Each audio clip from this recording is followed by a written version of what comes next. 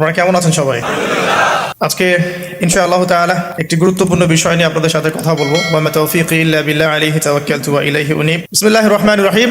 আজকে যে টপিকগুলো নিয়ে কথা হয়েছে আপনারা অলরেডি অনেক কথা শুনেছেন। তো আমি আসলে এই পরিবেশ পরিস্থিতি সম্পর্কে আগে থেকে জানতাম। এখানে আসার পর আমি বুঝতে পারলাম যে আসলে আমরা পারিপার্শ্বিকভাবে কোন জায়গায় আছি। এখন ইনস্ট্যান্ট তো এই বিষয়ে অনেক কিছু বলা যায়, কিন্তু আমি ওইদিকে যাচ্ছি না। আমি আমার ক্ষুদ্র বুঝ অনুযায়ী রাসূলুল্লাহ সাল্লাল্লাহু আলাইহি ওয়াসাল্লামের যে শান, যে মর্যাদা, তিনি যে শেষ নবী এবং তারপরে যে কোনো নবী আসবে না, এবং কেন তিনি শেষ নবী, তার মধ্যে স্পেশালিটি কি কি আছে, এই বিষয়গুলো নিয়ে একটু সংক্ষিপ্ত কথা বলবেন ইনশাআল্লাহ। ঠিক আছে? ওয়া মা তাওফীকি ইল্লা বিল্লাহ আলাইহি তাওয়াক্কালতু ওয়া ইলাইহি উনীব। আমি আলোচনা শুরু করতে যাচ্ছি একটা হাদিস থেকে। একদিন রাসূলুল্লাহ সাল্লাল্লাহু আলাইহি ওয়াসাল্লাম মসজিদের পাশ দিয়ে হেঁটে যাচ্ছেন, মসজিদে নববীর পাশ দিয়ে। তখন সাহাবায়ে কেরাম রাদিয়াল্লাহু আনহুম আজমাইন তারা মসজিদের মধ্যে বসে একটা বিষয় নিয়ে কথোপকথন করছিলেন। তো নবী সাল্লাল্লাহু আলাইহি ওয়াসাল্লাম জিজ্ঞাসা করলেন যে তোমরা কি নিয়ে কথা বলছো, তোমরা কি নিয়ে কথোপকথন করছো? তখন সাহাবায়ে কেরাম রাদিয়াল্লাহু আনহুম তারা বলছেন যে আমরা কিয়ামতের আলামতগুলো নিয়ে কথা বলছিলাম। কি নিয়ে কথা বলছেন? কিয়ামতের আলামতগুলো নিয়ে সাহাবীরা কথা বলছেন। তো সাহাবীদের কিয়ামতের আলামত নিয়ে কথা বলার কি দরকার ছিল? তাদের সময় তো আর কিয়ামত হবে না। দরকার ছিল কি?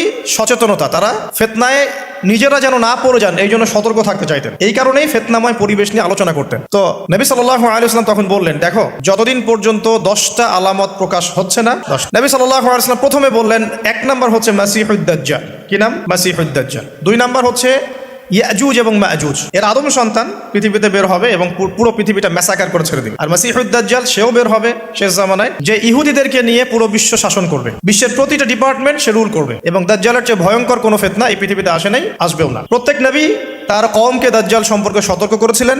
এমনকি নূহ আলাইহিস সালাম পর্যন্ত তার উম্মতকে দাজ্জালের ফিতনা সম্পর্কে সতর্ক করেছিলেন। নবী সাল্লাল্লাহু আলাইহি ওয়াসাল্লাম বলেছেন যে তোমরা যদি সূরা কাহাফ তেলাওয়াত করো প্রত্যেক জুমার দিন, 1 মাসিহুদ দাজ্জাল, 2 ইয়াজুজ আর মাজুজ, 3 হচ্ছে ঈসা ইবনে মারইয়াম। ঈসা ইবনে মারইয়াম যতক্ষণ পর্যন্ত না আসছেন, পৃথিবীতে আবার ইউটার্ন না করছেন এবং তার হাতে মাসিহুদ দাজ্জাল নিহত না হচ্ছে, কিয়ামত হবে না। 4 দাব্বাতুল আরদ, অর্থাৎ পৃথিবীর ভিতরে একটা প্রাণী আছে, মাটি ফেরে এই প্রাণীটা বের হবে কিয়ামতের আগে আগে, এবং এই প্রাণীটা মানুষের সাথে কথাবার্তা বলবে, কথা বলতে পারা প্রাণী। এই যতক্ষণ বের হচ্ছে না, কিয়ামত হবে না ইনশাআল্লাহ তাআলা।